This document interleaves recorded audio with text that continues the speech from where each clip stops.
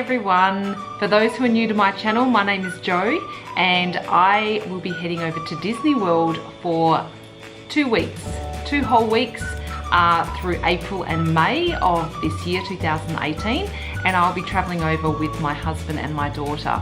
We'll be staying on site in Disney World and I will be vlogging every single day of our 2-week holiday. So I'll be covering dining, prices, meal plans, fast passes, wait times, you name it, I'll have it all covered. So in my experience of watching Disney vlogs, I have seen heaps of vlogs from people from the UK and throughout America, but I've never seen an Aussie do a vlog. So hopefully this is going to be an insight for all the Aussies wanting to go to Disney World. So this vlog is basically an itinerary plan, just to let you know what our plans are, so that way you're going to be ready for when we're in Disney World and ready for the vlogs. So we'll be in Disney World in about 6 weeks time. We will be there in April and May, so we'll be over in the crossover. Okay, the plan of arrival is we will be flying into Disney World in Orlando on the 22nd of April. We'll be flying in from New York City, where we would have been for a while before arriving in Orlando. And the reason why we chose to fly in on the 22nd is because spring break is finished for the students over in the US. So they all head back to school on the 23rd of April, which should mean that the parks will be less crowded. So our first day in the parks will be on Monday the 23rd. So we are going to be there for 2 weeks. We're staying on site. Now when we arrive in Disney World in Orlando, we will be arriving in the main airport, and we have organised for the Magical Express to take us to Disney World. So for those who don't know, when you stay on site in Disney World, you can book to get the Disney transportation from the airport through to the hotel, which is basically a free service. It's a Disney bus that comes and collects you. It's inside the Orlando airport, and you can check in there and they take you directly to your hotel. So that's it's quite exciting little perk. Don't have to worry about any other transport. Now when we arrive at Disney World, we will be staying at the Port Orleans French Quarter. Now we have chosen that hotel purely based on its size. It's one of the smallest hotels on Disney World property. It's in the Disney Springs area. So we'll have access to the boat out to Disney Springs, as well as all the free Disney transportation on site as well. So we'll be able to get the buses to through to Magic Kingdom, Epcot, Animal Kingdom, and through to Hollywood Studios. So basically on the day that we arrive on the 22nd, we'll be getting in. We're due to get to Orlando at about 2 o'clock. So our plans for that day are just going to be getting to the resort, checking in, having a look around. We're going to get the boat over to Disney Springs, and while we're there we're going to buy some more ears, autograph books, so when we meet the characters we've got our books ready to go, some hats and just a few other bits and pieces, and have some dinner out in Disney Springs, and then get an early night so that way we're ready for day 1 in the parks on the Monday. Basically our plans are that we're not going to park hop. We're going to have 1 ticket per park per day. So there are a lot of people that do their days in Disney quite different. Some will do park hop between each parks. Others will do the morning, others will do night. It's going to be completely different for everyone. However, what we think is going to suit us the best is we're going to choose 1 park per day. We're going to be there at rope drop in the morning. We'll come back to the resort in the afternoon for a break, and then we'll head back out in the evening back to the same park. So for those who don't know rope drop, it's a Disney term that they use, which is basically, say that you've got Magic Kingdom, it opens at 9 o'clock. They will let you into the main part of Disney, of Magic Kingdom. They will let you into the main part onto Main Street, where you've got access to the shops and food and everything like that. And they'll have it's like a rope up at the castle. So you can't go any further than the castle, you can't get to any rides, etc. And then they'll have a Disney welcome show. and that happens just before 9. Then they will drop the ropes and allow everyone actually into the park. So it gives you a bit of time just to, you know, get a coffee or to have a look at shops before the park opens. So we plan to be there at rope drop 8 AM every morning. So that way we can get to our favourite attractions and then come back to the hotel in the peak of the heat, because Florida can be quite hot, from what I've been told. And then we'll go back in the evening, go back at about 4 or 5 in the afternoon, and we'll stay there till close, till 9, 10 o'clock at night, whatever it is. Now, the heat. Now, apparently Florida heat is, I see it on all the vlogs, that it is really bad, it's hot, it's sticky. So when we're in Disney World, the temperature should be between 27 and 30 degrees Celsius. So I hear all these vlogs that are always in American terminology and temperatures, and yeah, I constantly have to be checking my phone, checking Google. So for all you Aussies, their springtime is going to be between 27 to 32 degrees, basically. And apparently the humidity, everyone says it's really hot. Now, for any Aussie who has been to Bali, and I'm a regular visitor to Bali, you will know that Bali can be quite humid as well. So when I have checked on Google and the weather sites, the humidity in Bali is a lot higher than what it is in Florida. So that's been a bit of a relief for us, so we should be fine. We should be A-okay. Now when booking a Disney World holiday, I used crowd calendars, and I found that the crowd calendars were really, really good. Basically, they'll tell you what's expected to be in each park, how busy it's expected to be in each park on any particular day. So they take into consideration weekends, public holidays, any events and things like that. So I did use the crowd calendar when I booked, hence why we're in the parks on the 23rd of April. So we avoid, or basically all students, they're all gone back to school. So fingers crossed it's going to work out perfectly for us. Now, when we are in the parks, we have chosen also not only to stay on Disney property, but we have also included in our package the Disney dining plan. Now, for those who don't know what the Disney dining plan is you pay a certain amount of money per person per night, and in that we've got the regular dining plan. We get access to 1 quick service meal, 1 table service meal, and 2 snacks per day. So for people like me who absolutely love to eat absolutely everything and plan my day around my food, this is going to come in handy.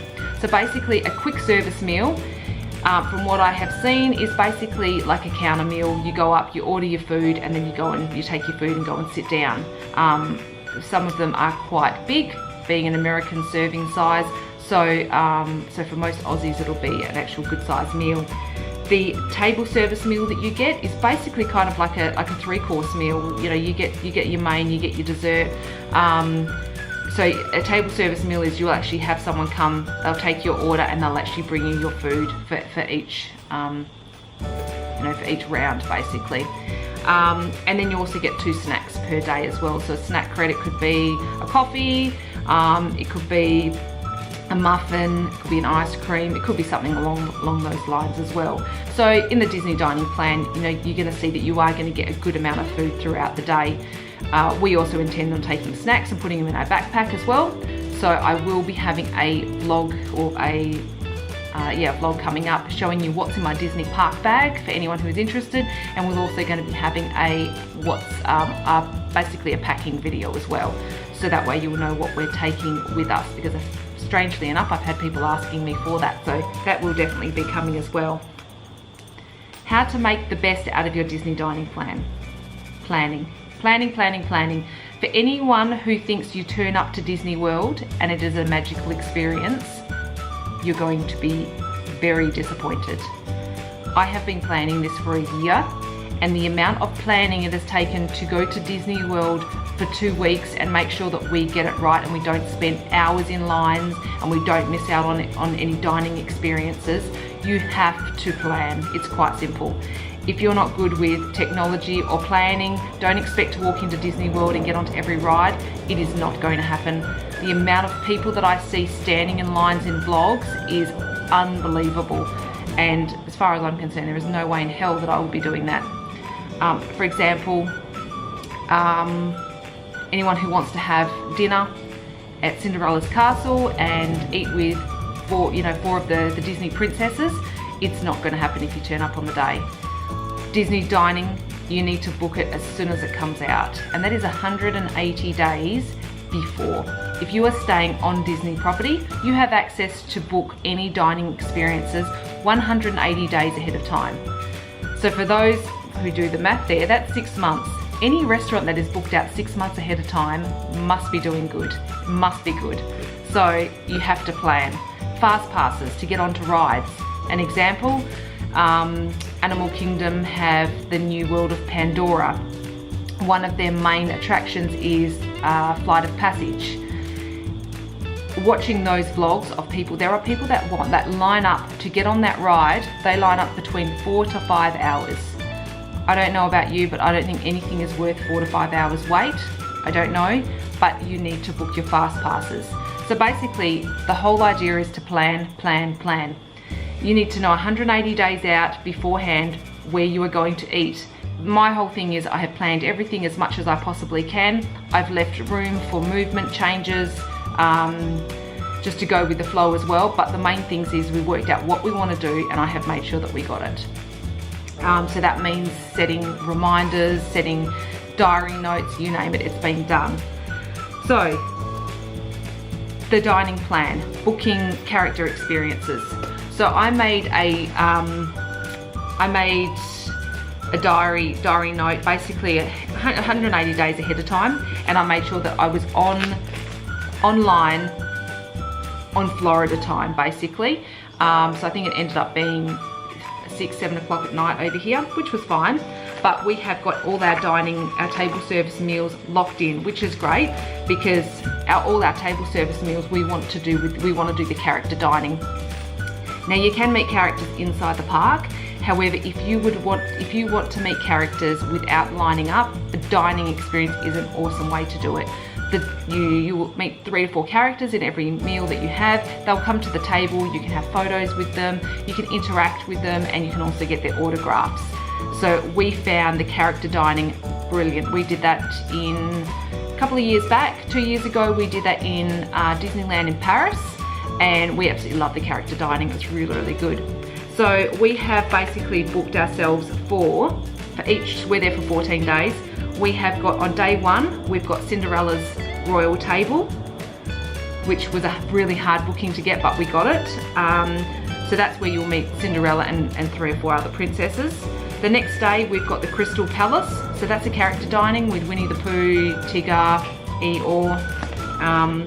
Day 3, we have a table service at Garden Grill in Epcot. That is a character dining with Chip and Dale and a few others there.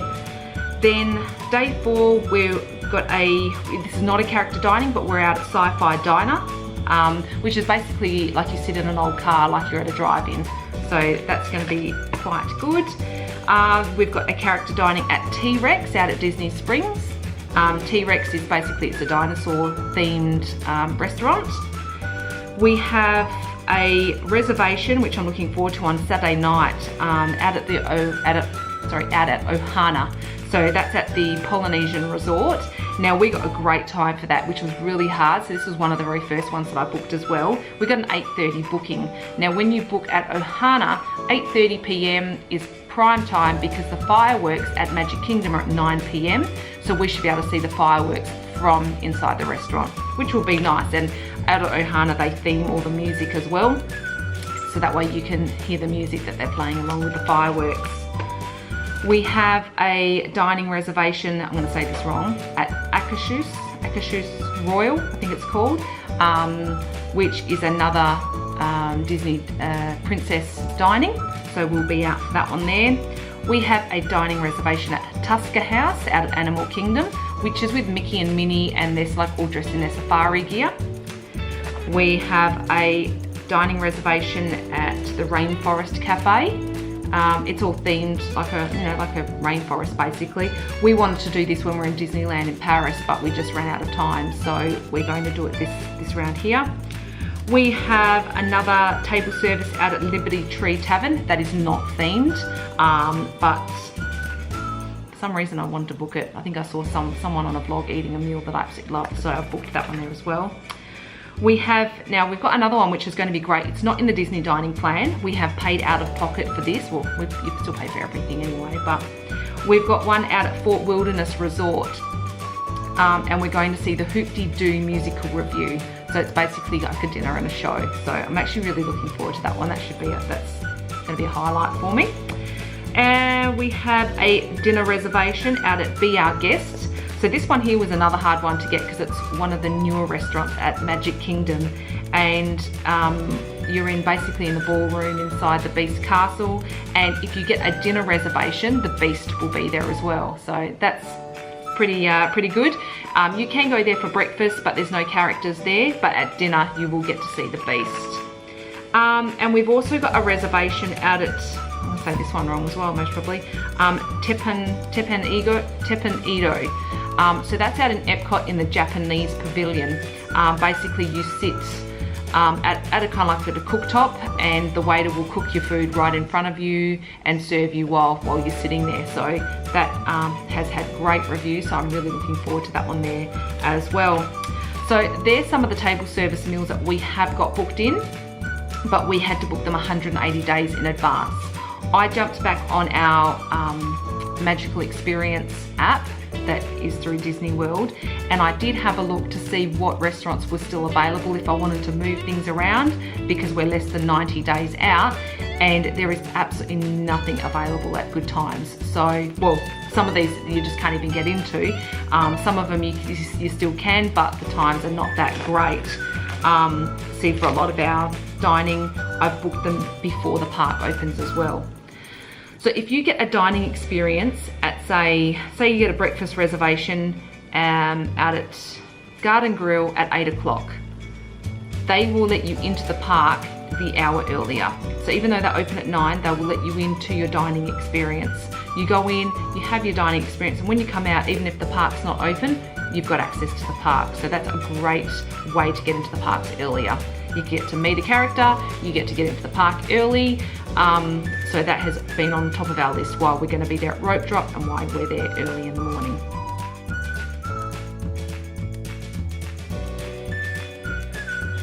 So whilst in the parks do have free Wi-Fi, so you can use your My Disney Experience app. Some people say the Wi-Fi is not so good. It's going to depend on what you're wanting to use it for. But for me, I'll have my phone, and so that way I can check dining reservations, I can check wait times on rides, I can check our fast passes, I can book more fast passes, etc. So I'll show you the app now. Now, if I have a look on my phone, so I have mine set up on here. So if I head into the app on here, wait for it to explode. Okay, so you've got this one here. So you've got wait times at the top, you've got attractions, you've got a character where the characters are, you've got dining. So it'll show you where everything is on this app.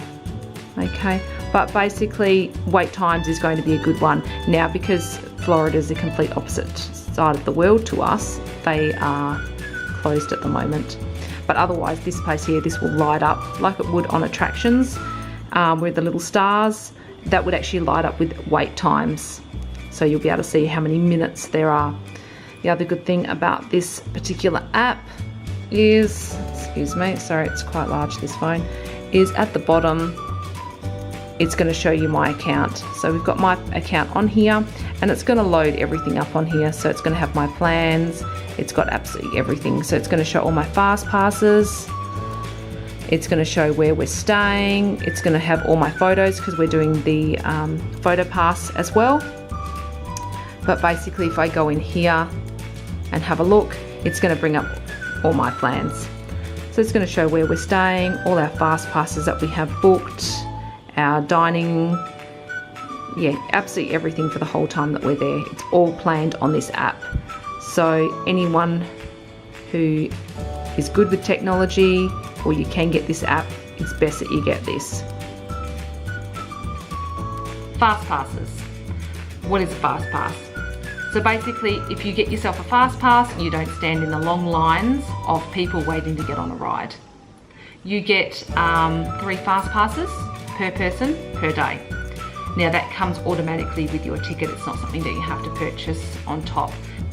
Now if you're staying on Disney property, you get to book your fast passes 60 days ahead of time. So basically you need to know what you're going to be doing 60 days ahead of time.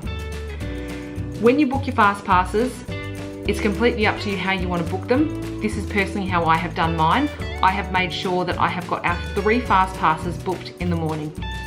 So I've tried to go for something around 9:30, 10:30, 11:30, around that time, or 10, 11, 12, something around that time.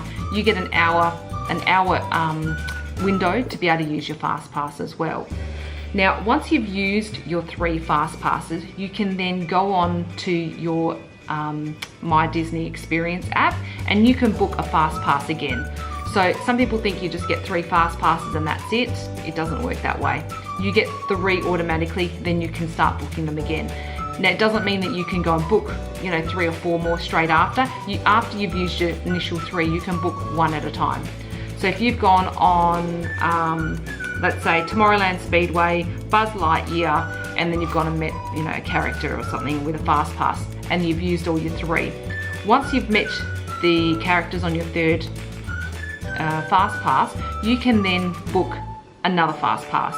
So you might choose to go and book, I don't know, Seven Dwarfs Mine Train. So you book that fast pass, you then need to use it. Once you've used it, you can then book another one. Use that one, book another one. So you can only have 1 fast pass going at a time after your initial 3. Now, another way that you can take advantage of not being in lines as well is getting to the parks early. When you get to the park early at rope drop, you can beeline for your favourite attraction, and because there's not too many people there at rope drop, the line won't be as big. So you can beeline it for, say, Seven Dwarfs Mine Train. You get on there, instead of it being, a 2-3 hour wait, you could possibly wait 10, 20, 30 minutes, whatever it is, get on the ride, and then you can start using your 3 fast passes. So effectively, it's kind of like having 4 fast passes if you get there early in the morning, and then you can book 1 at a time thereafter. So some of the main attractions, you want to do your research beforehand and have a look at what fast passes you do want and which ones are the most important to you. So for example, on our day 1, I've got fast passes for Big Thunder Mountain, Seven Dwarfs Mine Train, and also Peter Pan's Flight. They're quite hard to get fast passes for, and they also have quite long lines, and I'm not lining up. I think I just had a friend of mine, they were over in the States and they went to Seven Dwarfs Mine Train. They had to wait 2 hours to get on that ride, whereas I've got pretty much a fast pass every time that we're in Magic Kingdom. So yeah, so planning and making sure you know what you're going to go on is quite important.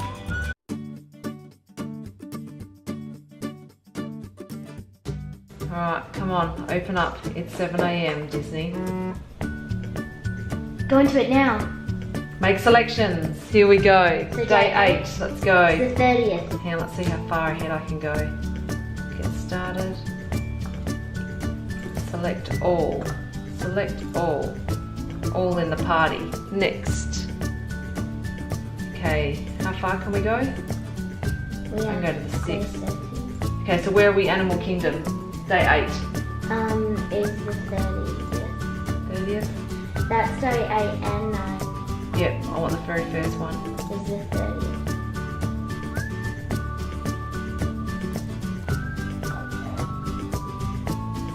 Give us that one. Party of 3. Confirm. So that's day 8.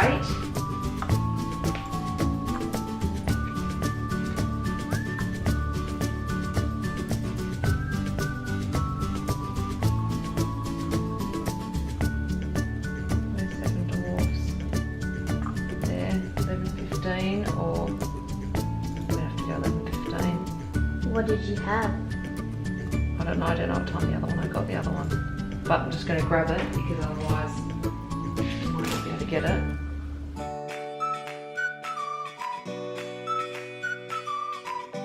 For my planning of Disney World, I use a little binder and I also use a itinerary for each day. Now, this just shows us our dining reservations, our fast passes, and also what parades that we're planning on doing for the day. So I'll show you exactly how I put that together. And that is in here. So it's a little binder. We have our arrival day. And then you'll be able to see how I put this together. So basically day one, what our plans are will be have all our food running through here. So that way I can keep track of our Disney dining plan. So I'll know that we're using quick service in the morning, some snack credits for lunch, and then we're going to be out at Cinderella's Royal Table. I've got our show times here of anything that we're looking at. I've also got what our fast passes are going to be for that morning. So Big Thunder Mountain, Peter Pan's Flight, Seven Dwarfs, Mine Train. So I do this on each day that we're in the park, and I also have taken into consideration our rest days here as well, and also where we would what we're going to do on our rest days. But basically there's no set plans, but still making sure that we do eat.